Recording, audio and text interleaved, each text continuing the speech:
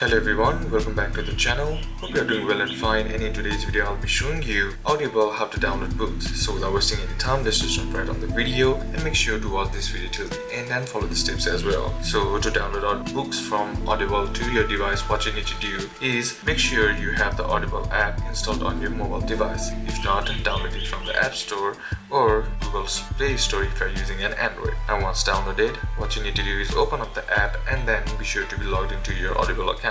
And once you're logged in, here what you need to do is tap on the library option on the bottom of the screen and then on the bottom, and then now here what you need to do is just simply search for an audiobook you want to download. Once you find the book, all you gotta do is simply tap on it and then view its details. If the book isn't downloaded already, you will see a download button. Tap on download and audiobook will begin downloading to your device. Now once download is complete, you can listen to the audiobook offline directly from the Audible app. So these are a couple of steps that you can apply, and that's it for today's video guys. Hope this video was useful to you. Leave a like if it did, comment down below what the next video should be on, consider subbing to the channel. Thanks for watching, bye bye.